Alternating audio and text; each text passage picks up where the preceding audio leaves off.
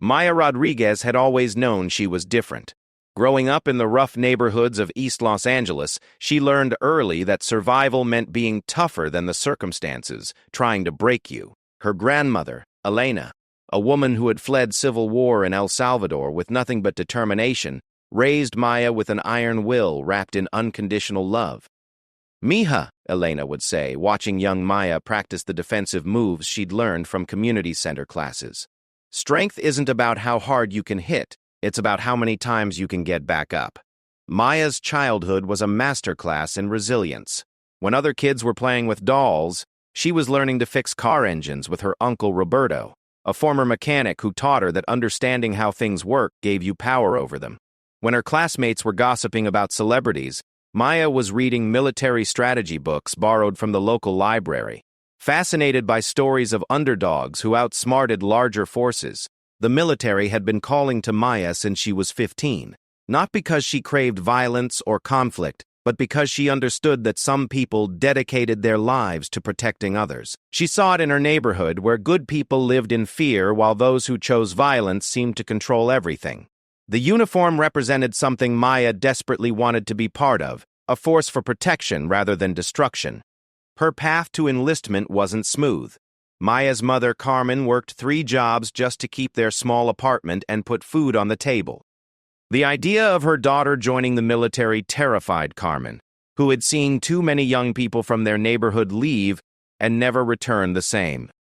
"There are other ways to serve," Carmen would argue, exhaustion evident in her voice after another 16-hour day cleaning offices and stocking shelves. "You're smart, Maya. You could become a teacher, a nurse, help people that way." But Maya understood something her mother didn't quite grasp. She had inherited Elena's warrior spirit and Roberto's mechanical mind, but she also possessed something uniquely her own, an ability to read situations and people that seemed almost supernatural. Teachers called it intuition. Maya knew it was something deeper. During high school, Maya's reputation for being someone you didn't mess with grew organically. It started when she stepped in to help Jennifer Martinez, a quiet sophomore being bullied by a group of older students who thought terrorizing smaller kids made them powerful. Maya didn't fight them. She didn't need to. She simply stood between Jennifer and her tormentors, looked each of them in the eye, and spoke in a voice that carried absolute certainty. "This stops now," she had said. "Not because I'm threatening you, but because you already know it's wrong. You're choosing to hurt someone weaker because you feel powerless somewhere else in your life. That's not strength. That's cowardice, disguised as power." The bullies had walked away, confused and somehow ashamed. Jennifer became Maya's lifelong friend, but more importantly, word spread that Maya Rodriguez wasn't someone you targeted lightly. This reputation followed Maya through her senior year and into the military recruitment process. Staff Sergeant Williams, her recruiter, was a 20-year veteran who prided himself on reading people quickly.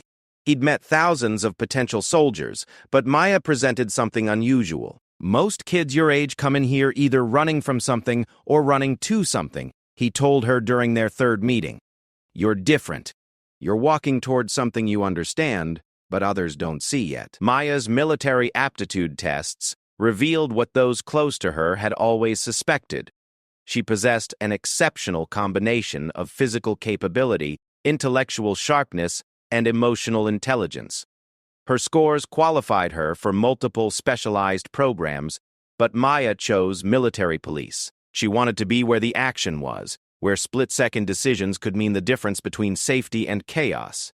Basic training at Fort Leonard Wood was where Maya's true abilities began to surface. While other recruits struggled with the physical demands or cracked under psychological pressure, Maya seemed to thrive in the structured chaos.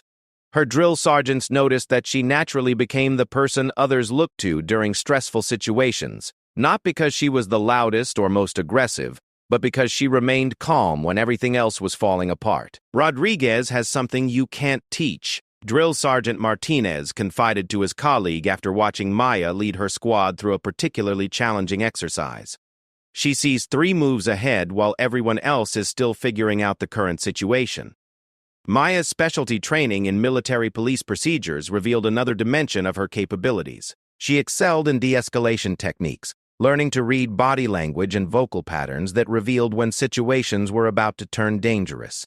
But she also mastered defensive tactics with a precision that impressed even veteran instructors. Master Sergeant Thompson, who had been teaching defensive tactics for 15 years, watched Maya during combat training with growing amazement.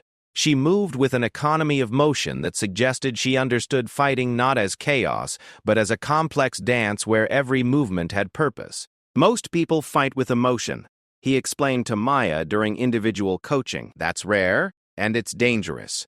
Dangerous to anyone stupid enough to underestimate you. Maya's first assignment was to Fort Bragg in North Carolina, where she joined the 503rd Military Police Battalion. The transition from training to real-world military police work revealed the complexity of her chosen field. She wasn't just a soldier, she was a peace officer, investigator, and sometimes the only thing standing between order and chaos.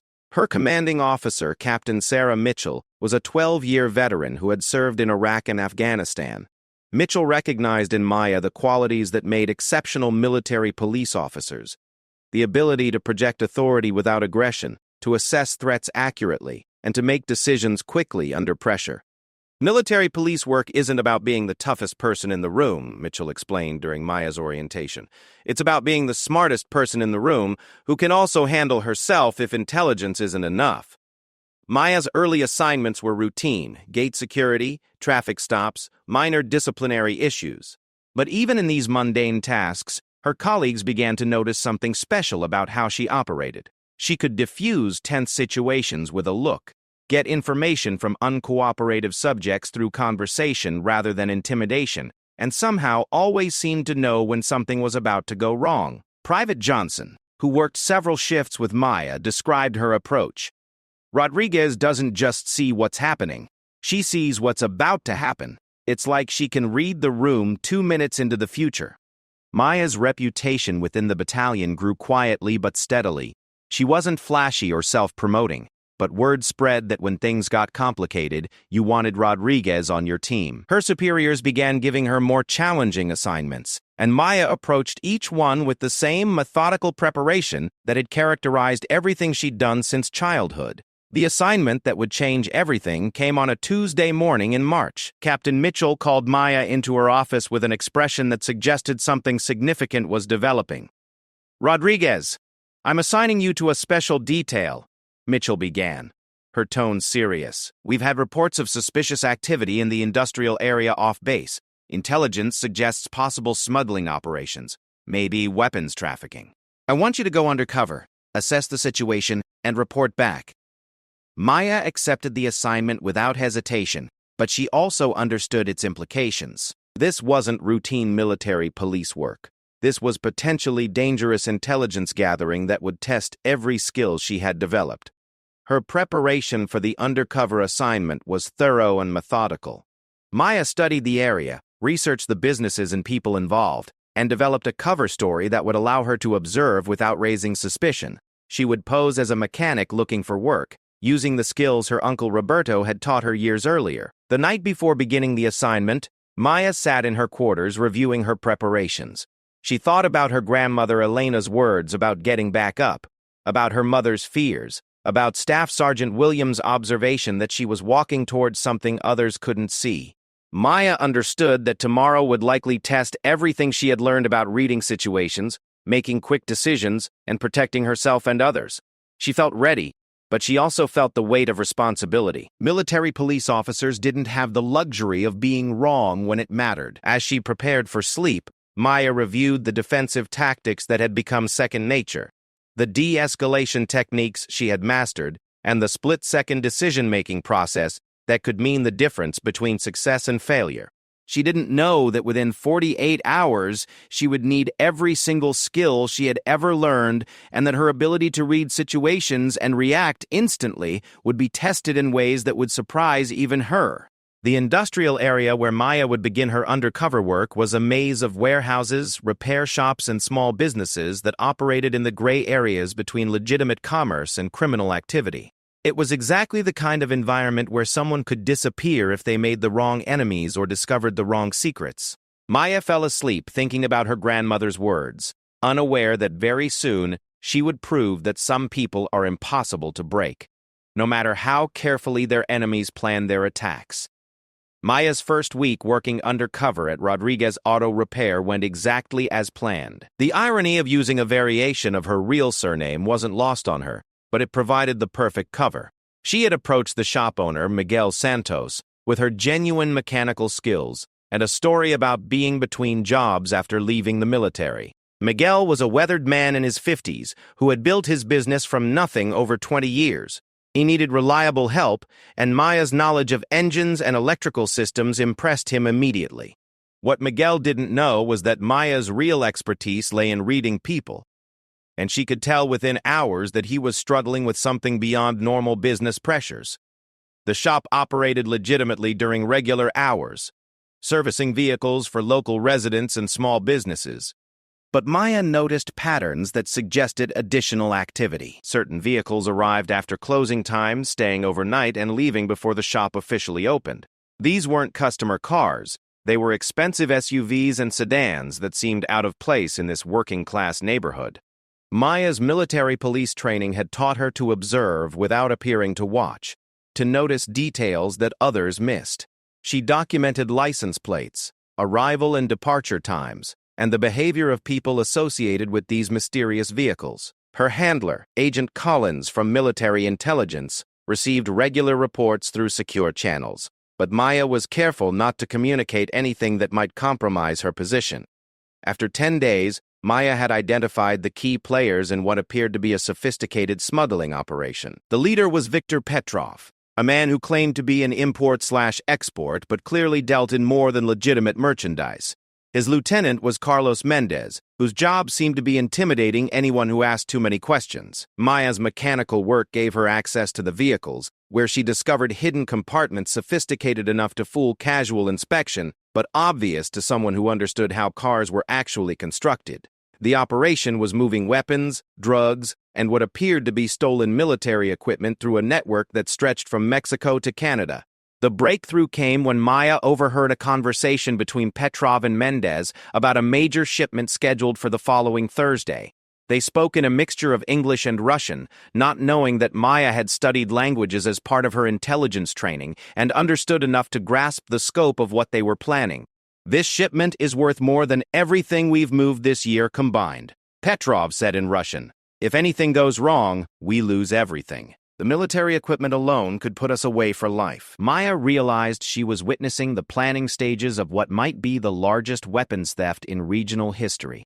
The stolen military equipment included night vision devices, communication gear, and potentially explosives. This wasn't just smuggling. This was a direct threat to national security. Her report to Agent Collins that night was urgent and detailed.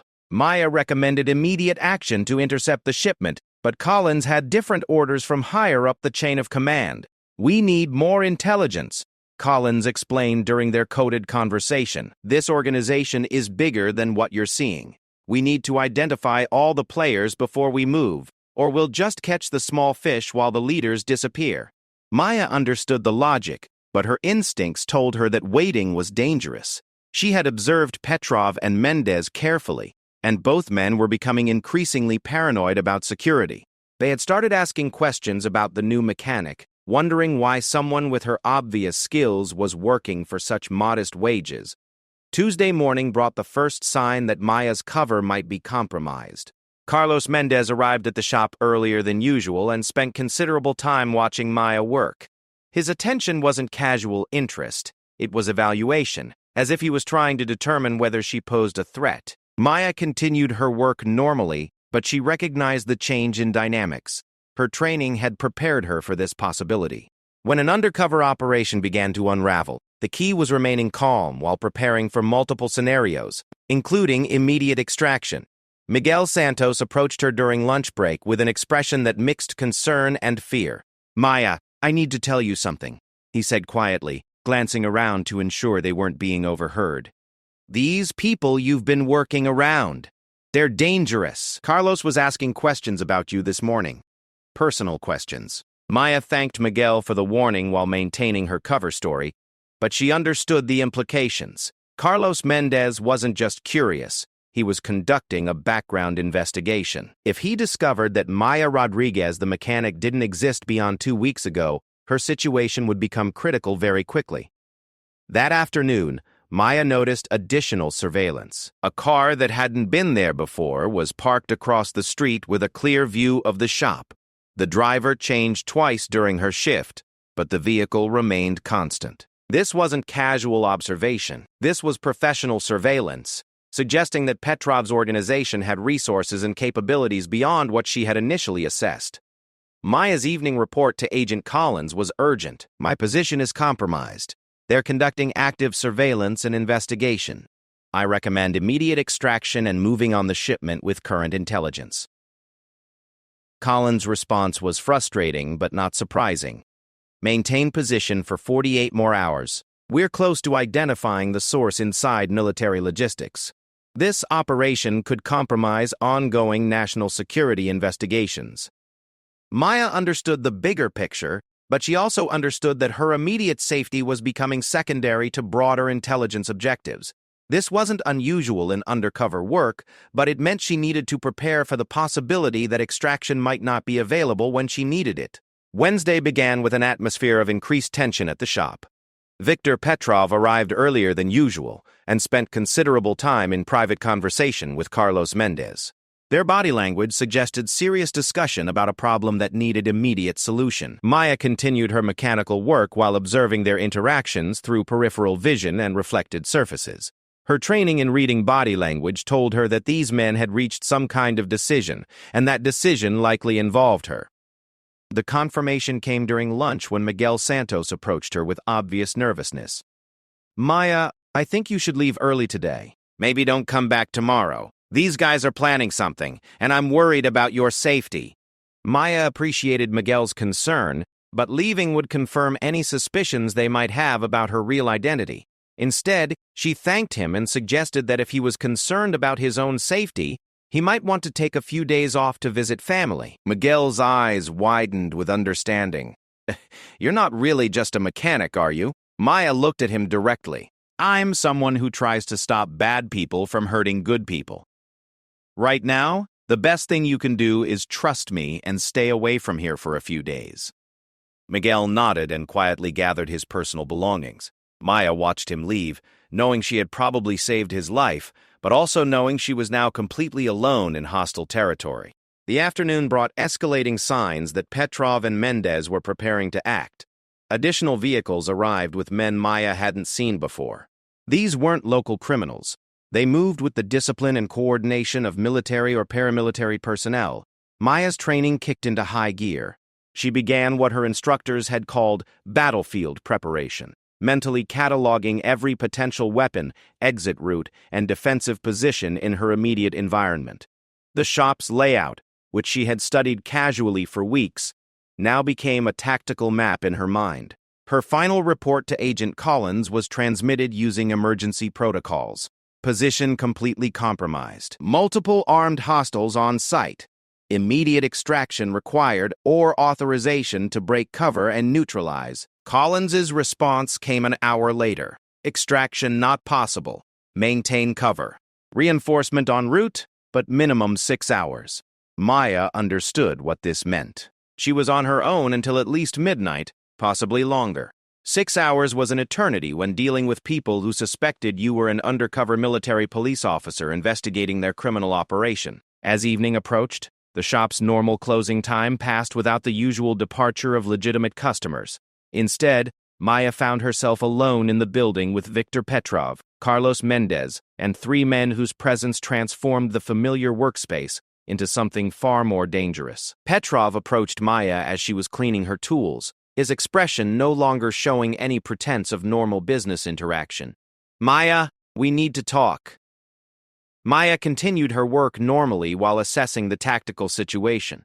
5 potential hostiles, unknown weapon status, limited exit routes, no backup available. Her training had prepared her for exactly this scenario, but knowing what to do and successfully executing it were different challenges entirely. "Sure," Maya replied, keeping her voice casual while noting the positions of all 5 men. "What about?" Petrov's smile held no warmth. about who you really are and why you're so interested in our business operations. Maya knew the moment of truth had arrived. Everything she had learned, from her grandmother's lessons about resilience to her military training in tactical situations, would be tested in the next few minutes. She thought briefly about her mother's fears and her own determination to protect people from those who chose violence over justice. The confrontation that would define everything was about to begin, and Maya Rodriguez was as ready as anyone could be for a situation where being underestimated might be the only advantage she had. Maya set down her wrench with deliberate calm and turned to face Viktor Petrov. The shop's fluorescent lights cast harsh shadows across the faces of the 5 men who now surrounded her work area. She had trained for this moment countless times, but training scenarios never included the weight of absolute isolation and the knowledge that help was hours away. "I'm not sure what you mean," Maya replied, maintaining her cover story while simultaneously cataloging the tactical situation. Carlos Mendez had positioned himself near the main exit. The 3 unknown men had spread out in a rough semicircle, blocking other potential escape routes. Petrov remained directly in front of her, close enough to grab her tools if he chose to do so. Petrov's expression shifted from fake friendliness to cold calculation. Miguel Santos was very helpful before he decided to leave town so suddenly. He mentioned that you asked very specific questions about our evening deliveries, questions that suggest more than casual curiosity. Maya felt a chill of concern for Miguel's safety, but she forced herself to maintain focus on the immediate threat. "I asked about overtime work because I need extra money. If you guys are running some kind of side business, that's not my concern." "Interesting," Petrov said, pulling out his phone and showing Maya a photograph. It was her military ID photo, somehow obtained despite her careful preparation for this assignment. "Because according to our research, Maya Rodriguez the mechanic doesn't exist. But Staff Sergeant Maya Rodriguez of the 503rd Military Police Battalion definitely does." The moment of truth had arrived sooner, and more directly, than Maya had anticipated. Her cover was completely blown, which meant these men had intelligence capabilities beyond what she had assessed. More importantly, they had made a fundamental tactical error by revealing their knowledge while she still had access to tools, mobility, and the element of surprise regarding her actual capabilities. Maya's training took over, but not in the way her adversaries expected. Instead of denying the obvious or attempting to maintain her blown cover, she straightened to her full height and allowed her carefully hidden military bearing to emerge. "You're right," she said, her voice changing from the casual tone of Maya the mechanic to the authoritative presence of Staff Sergeant Rodriguez. "I am military police, and you're all under investigation for theft of military property, weapons trafficking, and conspiracy against national security." The transformation was so complete and unexpected that it momentarily disrupted the psychological advantage Petrov thought he had established. His 3 associates shifted uncomfortably, clearly not prepared for their victim to suddenly become the person in charge of the situation. Carlos Mendez was the first to recover. "You think because you're military, we're scared? You're 1 woman against 5 men, and nobody knows where you are." Maya smiled, and it wasn't a pleasant expression. "Carlos, that's where you're wrong. People know exactly where I am. More importantly, you just threatened a federal agent, which adds another 10 years to whatever sentence you were already looking at." Petrov regained his composure and gestured to his men. "Enough talking. We need to find out what she's reported and who else knows about our operation." This was the moment Maya had been preparing for since she was 15 years old. Everything her grandmother had taught her about resilience, everything Uncle Roberto had shown her about mechanical systems, everything the military had drilled into her about tactical thinking and defensive combat. It all converged into a few seconds of perfect clarity. As Carlos Mendez moved toward her, Maya's mind processed the situation with the speed and precision that had impressed her instructors. 5 opponents, but they were thinking like criminals, not soldiers. They expected her to be afraid, to submit to superior numbers, to behave like a victim. They had no idea what they were actually dealing with. Maya's first move was psychological rather than physical. Instead of backing away or assuming a defensive posture, she stepped forward directly toward Carlos while speaking in a voice that carried absolute authority. "You have 1 chance to surrender peacefully. After that, your evening becomes very unpleasant very quickly." Carlos laughed and reached for her shoulder. It was the last voluntary movement he made for several minutes. Maya's training in defensive tactics had emphasized efficiency over flashiness, control over violence, and psychological impact over physical damage. What happened next demonstrated why her instructors had been so impressed with her approach to tactical situations. Maya caught Carlos's reaching hand in a joint lock that looked almost gentle but immediately incapacitated his entire arm. In the same fluid motion, she used his forward momentum to spin him around, placing him between herself and his associates while maintaining complete control of his movement and balance. "Stop right there," she commanded the other men, her voice carrying the authority of someone accustomed to being obeyed in dangerous situations. "Your friend Carlos is currently one wrong move away from a dislocated shoulder and a broken wrist. Everyone stays calm, and nobody gets hurt." Petrov's three associates hesitated, clearly not prepared for this development. Their confidence had been based on overwhelming numbers and intimidating a frightened civilian. The reality, a trained military police officer who had just demonstrated professional-level tactical skills, was not something they had planned for. Petrov himself was calculating rapidly. He had invested too much in this operation to be stopped by one soldier regardless of her training. He gestured subtly to his men, indicating they should coordinate an attack from multiple angles. Maya saw the gesture and understood its meaning. She also understood that the situation was about to escalate from demonstration of control to actual combat. Her training had prepared her for this moment, but she also knew that once violence began, the outcome would depend on split-second decisions and flawless execution. "Victor, you're making a mistake," Maya said, still maintaining her control over Carlos while tracking the movement of the other men. "I'm giving you a chance to end this without anyone getting seriously hurt." "The mistake," Petrov replied, "was thinking we couldn't handle one military police officer." He nodded to his men, and Maya's evening transformed from psychological warfare to physical combat. The three associates moved toward her from different angles, clearly expecting their coordinated attack to overwhelm her despite her demonstrated skills. They had fundamentally misunderstood what they were dealing with. Maya's defensive tactics training hadn't just taught her to fight, it had taught her to control multiple opponents while minimizing injury to herself and others. More importantly, her years of reading people and situations had given her an almost supernatural ability to anticipate actions before they occurred. Maya released Carlos with a controlled throw that sent him directly into the path of the man approaching from her left. The collision was precise and devastating, taking two opponents out of action while positioning Maya for her next movements. The second attacker reached her as she was completing the throw, thinking he could grab her while she was seemingly off balance. Instead, he discovered that Maya's apparent vulnerability was actually perfect positioning for a defensive technique that used his own momentum against him. Maya's response was a textbook example of leverage and timing overcoming size and strength. She redirected his attack into a throw that sent him over her shoulder and into a workbench with enough force to discourage any immediate attempts to rejoin the fight. The third man had been watching his associate's fate and approached more cautiously, but Maya understood that hesitation was often more dangerous than aggression.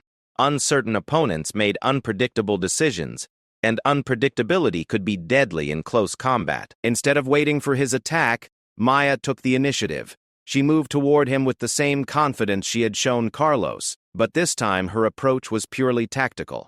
She had already demonstrated that she could control and neutralize individual opponents. Now she needed to establish psychological dominance over the entire situation. "You can join your friends on the floor," Maya told the third man as she approached. "Or you can be smart and stay where you are while we sort this out peacefully." The man looked at his groaning associates, looked at Maya's completely calm demeanor, and made the intelligent choice to remain stationary. Petrov, meanwhile, was reassessing his situation with the speed of someone accustomed to adapting plans when circumstances changed unexpectedly. Maya had neutralized 3 of his men without apparent effort, maintained complete control of the situation, and demonstrated capabilities that suggested attacking her directly would be extremely unwise. But Petrov had survived in criminal enterprises by being ruthless when cornered, and he understood that allowing Maya to take control would end his operation and probably his freedom. "Impressive," Petrov said, pulling a pistol from inside his jacket. But all your military training doesn't matter much when you're looking at the wrong end of a gun. Maya's expression didn't change, but her tactical assessment shifted immediately. Armed opponents required different strategies than unarmed ones. Distance became critical, cover became essential, and the margin for error disappeared completely. "Victor, that's a very bad decision," Maya said, her voice carrying the same calm authority she had maintained throughout the confrontation. "You're adding armed assault of a federal agent to your charges, and you're about to discover that threatening someone with military training doesn't work the way you think it does." Petrov's confidence was based on the assumption that having a gun meant having control. He had no idea that Maya's training included extensive work with armed opponents, or that her psychological preparation for exactly this situation was about to be tested in the most direct way possible. The confrontation was about to enter its most dangerous phase, where training, instinct, and pure determination would determine whether Maya Rodriguez walked out of that garage or became another victim of an operation that had already cost too many lives. Everything she had learned, everything she had prepared for, came down to the next few seconds of absolute precision under ultimate pressure. Maya's training had covered armed confrontations extensively, but no amount of practice could completely prepare someone for the moment when theory became life-or-death reality. Petrov held his weapon with the confidence of someone who had used it before, but Maya noticed immediately that his grip and stance revealed more about intimidation than marksmanship. "Here's how this works," Petrov said, keeping the gun trained on Maya while glancing at his groaning associates. "You're going to tell me exactly what you've reported, who you've talked to, and how we can contain this situation. Then maybe you walk out of here." Maya's tactical mind was processing multiple variables simultaneously. Petrov was approximately 12 feet away, close enough for accurate shooting, but far enough that closing the distance would require perfect timing. His positioning near the main workbench gave him cover options but also limited his mobility. Most importantly, his psychological state suggested someone operating under pressure, which meant his decision-making would be impaired. "Victor, you're not thinking clearly," Maya said, maintaining eye contact while using her peripheral vision to track his weapon and assess her environment. "Killing a federal agent investigating your operation doesn't solve your problems, it creates bigger ones. Every law enforcement agency in the country will hunt you down." "Better than spending life in prison for treason, Petrov replied, but Maya could hear uncertainty in his voice. "Besides, accidents happen. Undercover agents sometimes disappear when they get too close to dangerous people." Maya understood that Petrov was trying to convince himself as much as her. The psychological pressure of holding a gun on a federal agent was affecting his judgment, creating the kind of emotional instability that could make him either more dangerous or more vulnerable. "Before you make a decision you can't undo," Maya said, taking a half step to her left in what appeared to be a nervous gesture but actually improved her tactical position. "Let me tell you what's going to happen when my backup arrives." Petrov's eyes narrowed. "What backup?" "The backup that's been monitoring this operation for weeks," Maya lied smoothly. "Did you really think one undercover agent was the entire investigation? Right now, federal agents are surrounding this building, and your associates at the warehouse are already in custody." The lie was calculated and delivered with absolute conviction.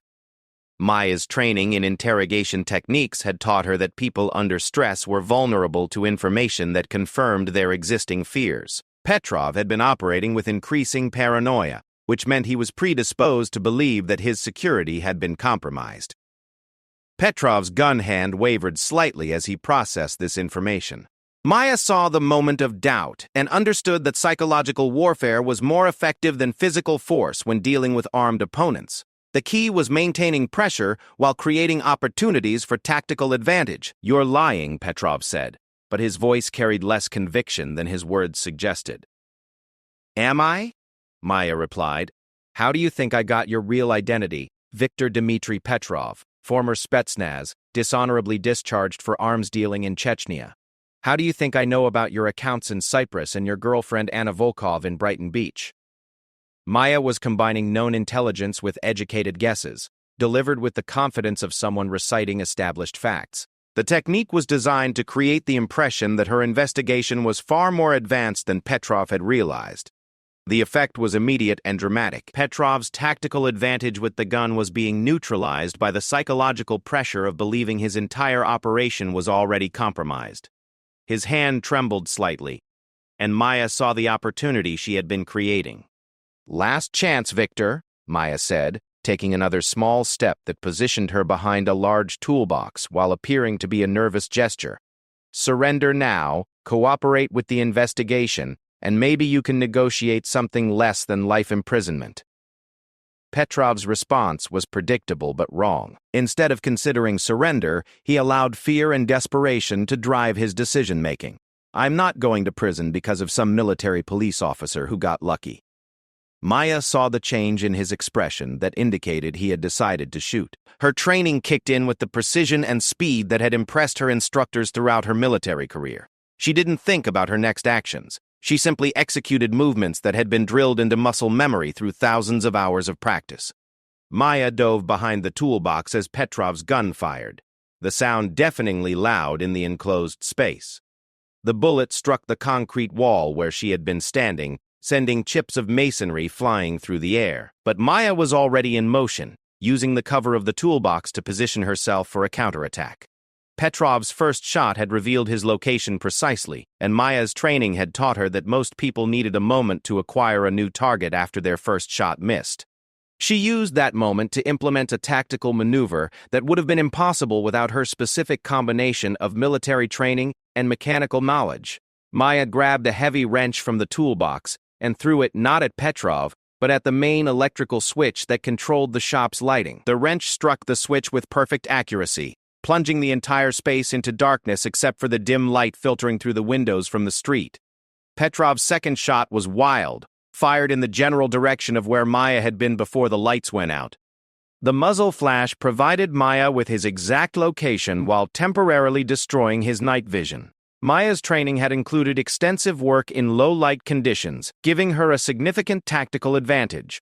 Moving with practiced silence, Maya circled through the darkness toward Petrov's position. Her knowledge of the shop's layout allowed her to navigate around obstacles while he stumbled through unfamiliar terrain, trying to locate a target he could no longer see. "This doesn't change anything," Petrov called out, his voice revealing both his location and his growing panic. "You're still trapped in here with me." Maya didn't respond, understanding that silence was more psychologically effective than verbal sparring. She continued her approach, moving from cover to cover with the patience and precision of a predator who understood that rushing would negate her tactical advantages. Petrov fired again, apparently at a sound he thought he had heard. The shot went wide, and Maya used the muzzle flash to confirm his position relative to the shop's layout. He was backing toward the rear exit, which meant she could cut off his escape route by circling behind him. Maya's approach brought her within 6 feet of Petrov before he realized his danger. His attempt to turn toward her was too slow and uncoordinated, hampered by the darkness and his own mounting panic. Maya's response was swift, precise, and devastating. She struck Petrov's gun hand with a technique designed to incapacitate without permanent injury. The weapon flew across the room, clattering against the far wall and effectively ending the armed phase of the confrontation. Petrov's surprised cry of pain was cut short as Maya followed up with a controlled takedown that left him face down on the concrete floor. "Viktor Dmitry Petrov," Maya said, pressing her knee into his back while securing his arms. "You are under arrest for conspiracy, arms trafficking, theft of military property, and assault on a federal agent." The entire confrontation, from first shot to final arrest, had lasted less than 2 minutes.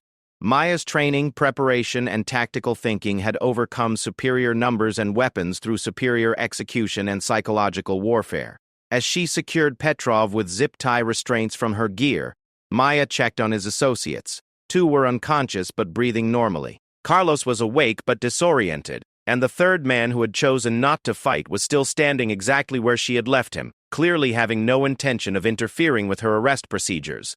Maya activated her emergency beacon, finally calling for backup now that the immediate threat was neutralized. Within minutes, the sound of approaching vehicles indicated that her long evening of isolation was finally ending.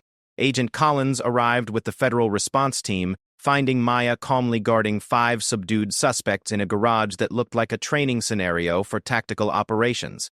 His expression mixed relief, amazement, and professional respect. "Staff Sergeant Rodriguez," Collins said, surveying the scene, "I think we need to discuss your next assignment." Maya looked around the shop where she had spent 3 weeks building a cover identity, then at the criminals who had underestimated what they were dealing with so completely that they had turned a simple arrest operation into a demonstration of why military police officers received such extensive tactical training. "Actually, sir," Maya replied, "I think I'd like to continue working undercover. Apparently, I'm good at it." The investigation that followed revealed the full scope of Petrov's operation, leading to arrests across 3 states and the recovery of millions of dollars in stolen military equipment. Maya's intelligence work and her ability to neutralize the entire leadership structure in one night had prevented weapons from reaching terrorist organizations and criminal enterprises throughout North America. 6 months later, Maya received a commendation for exceptional service and was promoted to investigative specialist with military intelligence. Her reputation within law enforcement circles had grown considerably, with various agencies requesting her assistance for particularly challenging undercover operations. Maya's grandmother, Elena, lived to see her granddaughter's commendation ceremony, where she told everyone who would listen that she had always known Maya was special. "That girl," Elena said proudly, "she doesn't just get back up when life knocks her down. She gets back up and teaches life not to knock her down again." Maya's story became legendary within military police circles, not because of the dramatic confrontation, but because of how she had handled every aspect of the operation with intelligence, professionalism, and tactical excellence. She had proven that preparation, training, and psychological strength could overcome any advantage opponents thought they possessed. The criminals who had thought they could intimidate one woman by cutting her uniform learned too late that they had chosen the wrong person to underestimate. Maya Rodriguez had walked into their trap and turned it into their downfall, demonstrating that some people are simply impossible to break, no matter how carefully their enemies plan their attacks. Maya continued her career in military intelligence, eventually becoming an instructor who taught new agents the same psychological and tactical principles that had served her so well. Her students learned not just defensive techniques and weapons training, but the deeper lesson that Maya had mastered. Real strength comes not from the ability to dominate others, but from the ability to protect those who cannot protect themselves. The garage where Viktor Petrov made his final mistake remained a reminder to criminals in the area that appearances could be deceiving, and that sometimes the person you think is an easy target turns out to be exactly the wrong person to mess with.